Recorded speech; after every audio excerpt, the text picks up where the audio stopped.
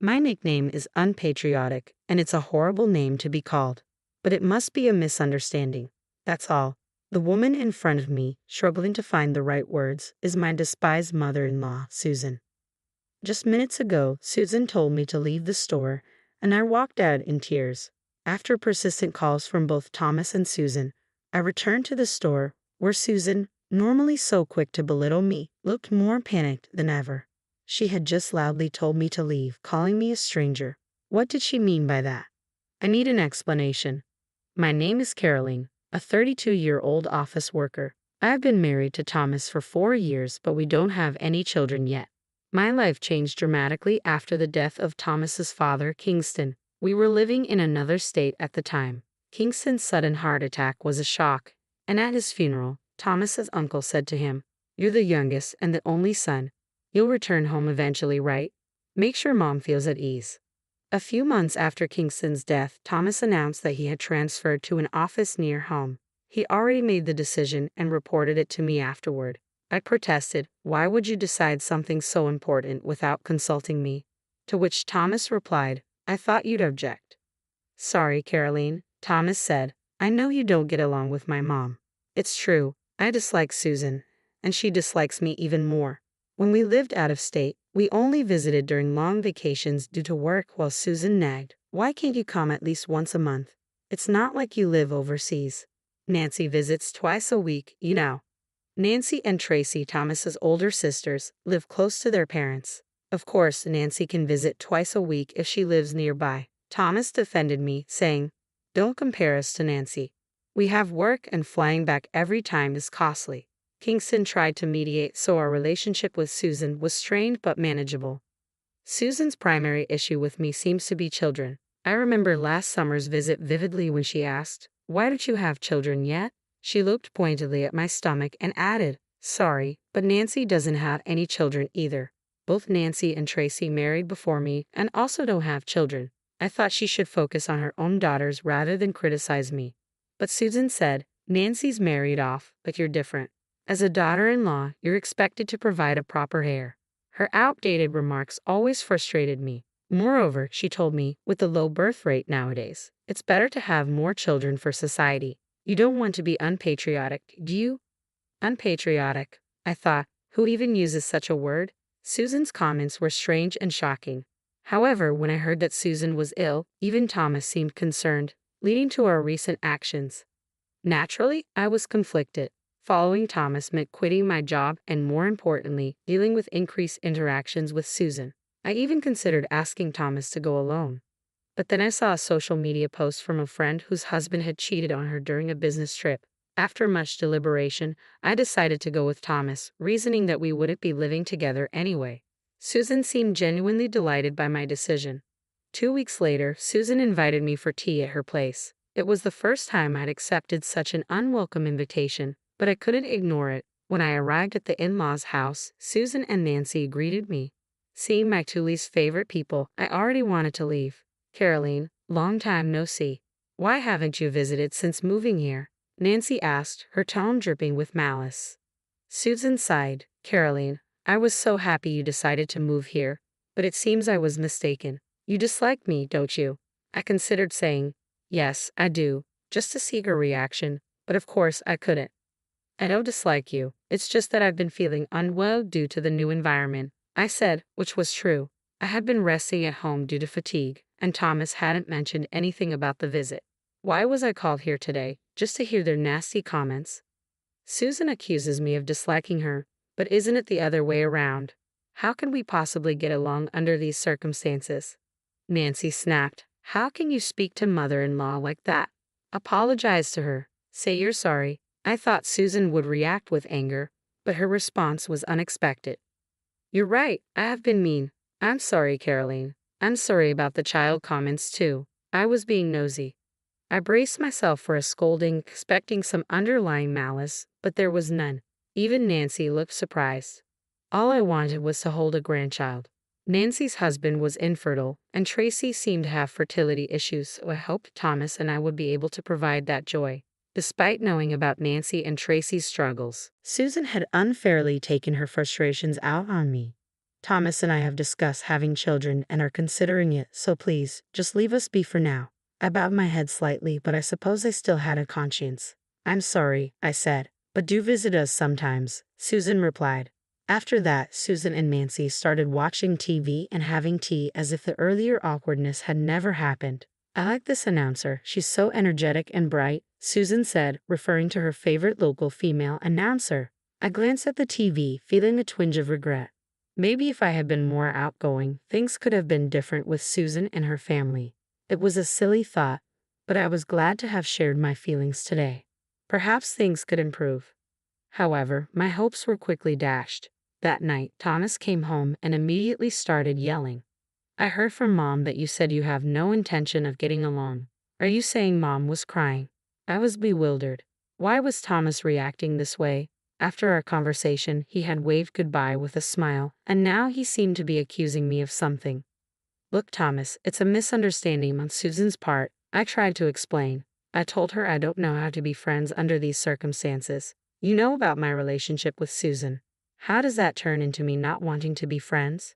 I'm beyond astonished now. I'm just scared. Thomas completely believes Susan's version of events. His earlier smile now seems like a lie. I don't know what to do. I tried to explain, but Thomas didn't seem convinced. Then I received a message from Nancy. You were a bit cheeky with Mom. After all the effort of moving here, didn't you come prepared? If you're following me here, then you should be a bit more patient. Thomas looked at me as if to say, she should be more patient. Yes, I moved here for Thomas, but it was because I care about him, not just to appease Susan and Nancy. I wanted to be with him, and that was my priority. I looked straight into Thomas's eyes and said, but it's clear that Susan and the others might never like me. Maybe you should consider marrying someone Susan approves of. The word divorce slipped out before I could stop it, and for the first time, Thomas looked genuinely panicked. Wait, hold on. How do we jump to divorce? I just want you to get along better with my family. He didn't understand that his family might never accept me, which baffled me. It seemed Thomas didn't want a divorce, as the next day, he came home late from work. I talked to Mom, he said. She said it was a misunderstanding and apologized. What a fuss. He also mentioned that it was almost Susan's birthday. Thomas suggested, how about celebrating Susan's birthday at a fancy restaurant? If we say it was your idea, maybe Mom's view of you will change. He presented it as a great plan, but I suspected that Susan's twisted nature wouldn't make her genuinely pleased with such a gesture. Still, I agreed to handle the restaurant reservation and invited Nancy and others too. Make it for 7, I said. Thomas agreed, but I was filled with unease. As Susan's birthday approached, Thomas had been acting strangely for about a week, unusually cold and responding to my attempts at conversation with vague, disinterested answers. It felt very unpleasant. I wondered if something was wrong at work, but I would soon find out the real issue. When we arrived at the restaurant, Susan, Nancy, and their spouses were already there. Thomas and I were shown to our table, and a worker glanced at us questioningly, making me feel uneasy. Happy birthday, Susan, I said, but Susan didn't even look our way. Instead, she addressed the group. Thank you all for coming today. I'm blessed to be celebrated by my family. Her deliberate disregard felt like an insult. Nancy looked puzzled. I thought today was a family gathering, she said, glancing at me briefly. Tracy looked over worriedly. I realized then, I was being completely ignored. If that was the case, I'd simply ignore them in return and leave early. Just as I thought this, a worker approached our table awkwardly. I'm terribly sorry, but the reservation was for 6 people today. I distinctly reserved for 7, I said. Was there a mistake? No, it should be for 7, I insisted. That's what I told them over the phone. Oh yes, but about a week ago we received a call to change the number to 6 from a gentleman. The worker explained. I was confused and looked at Thomas in disbelief. Thomas said, yes, please service for 6. Everyone's here now. I was stunned. What? I exclaimed. Thomas turned to me, accusingly. I heard from Mom's side that you've been bad-mouthing our family a lot, saying I don't earn enough, and that I'm insensitive. You really had a lot to say, huh?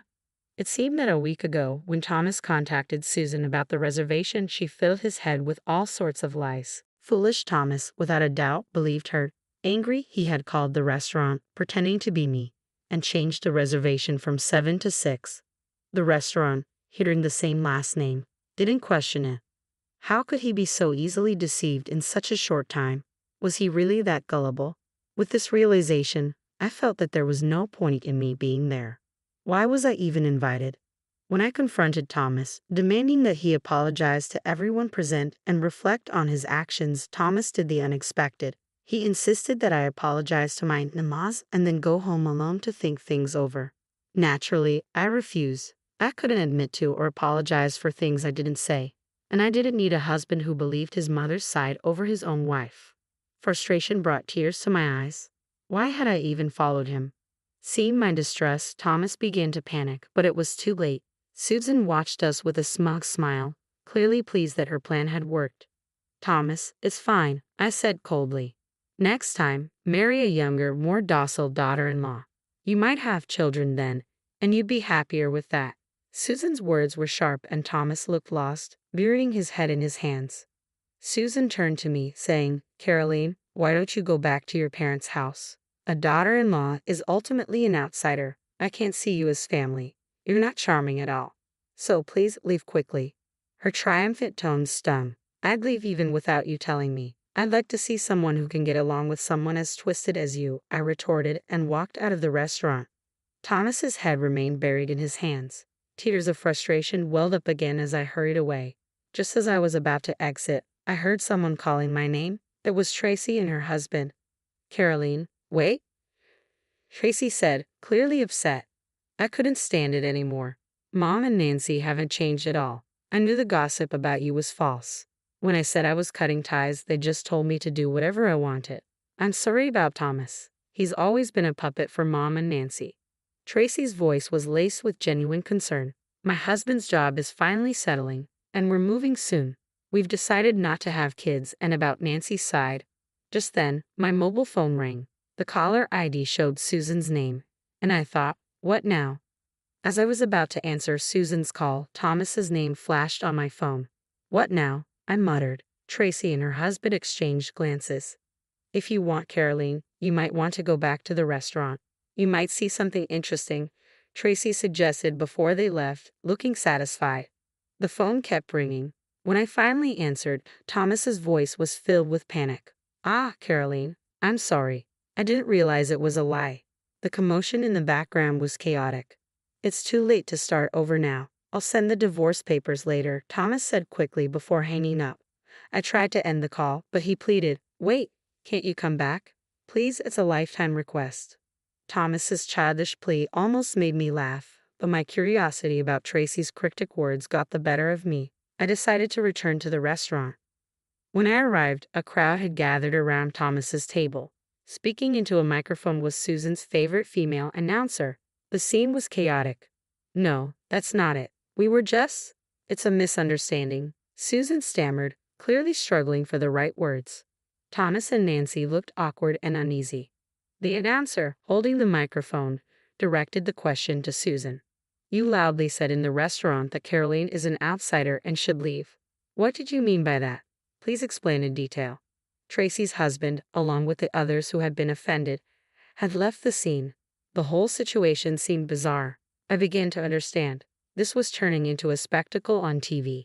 As I stood there, dumbfounded, I realized I had forgotten to confirm the reservation details. A worker noticed my confusion and approached. The scene earlier had indeed been quite chaotic. It turned out there was a TV recording scheduled at the restaurant that day. Although the dining area was semi-private, conversations were easily overheard. Sorry, can I have a moment for an interview? The worker asked. Not long after I left, the famous announcer appeared with a bright smile. Susan was clearly thrilled. I'm a big fan. An interview? Absolutely, she said enthusiastically. The interview's topic was daughter-in-law and mother-in-law issues. The announcer mentioned, we heard about the heated argument earlier. The daughter-in-law left in tears. What happened? Caught off guard by this unexpected question, Susan and Nancy's faces turned pale. They were clearly unable to discuss the embarrassing truth that they had lied to drive away their son's wife. Thomas spotted me and pleaded, Caroline, please, I can't let this shame be known. It was all my misunderstanding. He looked utterly pathetic, but I had no affection left for him. I turned my attention to Susan, who smiled and said, oh, we usually call each other Carrie. Ah, Carrie, come over here. I approached silently as she beckoned. The microphone was pointed at me. You say you call each other Carrie, but how does the daughter-in-law see her mother-in-law? The announcer asked. I've never been called that, I replied. I've been called unpatriotic several times for not having children, though that's due to Thomas and me not feeling ready or confident enough to raise children. We haven't even tried for over 2 years. That's what I was always told was grounds for divorce. I recounted how Thomas had initially supported me when I first got sick and had to take leave from work. I liked his kindness and followed him here, hoping a change of environment might help. But this was the result. I had no more tears left, no more attachment to Thomas. Seeing Susan and Nancy looking embarrassed and pitiful brought me a small measure of satisfaction. I wondered if this would be broadcast nationwide. As I prepared for the broadcast and anticipated celebrating Susan's birthday, I couldn't help but reflect on what a day it had been. Seeing Susan's distress expression, I couldn't help but smile. Well, since the daughter-in-law is considered an outsider, I guess I should leave. Goodbye, I said, savoring the moment as I exited the restaurant.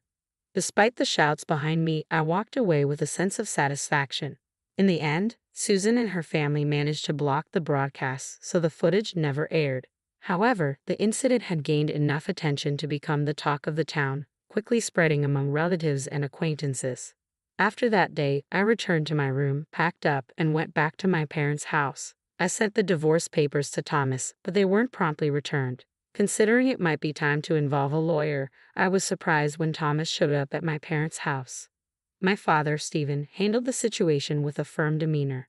Thomas offered a heartfelt apology, saying he planned to cut ties with his family and would only believe in me from now on. But his words held little weight now. Stephen, usually a gentle man, was visibly injured. Why didn't you realize this sooner? What have you done to Carolyn all these years? Just sign the divorce papers and leave, he said sternly. Thomas, with a face full of regret, handed over the divorce papers, written in shaky handwriting. Despite the difficulty in reading them, the papers were processed successfully. It turned out that Nancy was the real cause of their infertility, though she had blamed her husband. Now close to divorce, she no longer had time to visit her in-laws. Thomas returned to his family home, living with Susan in a small town where they likely faced uncomfortable rumors for a while. For me, this was all in the past. After the divorce, I reconnected with a classmate from my hometown, and we married happily. We were soon blessed with a child, and now have a 2-year-old daughter, and am expecting our second. My new mother-in-law is like an angel, so kind and supportive. Life is unpredictable, but right now, I'm living a happy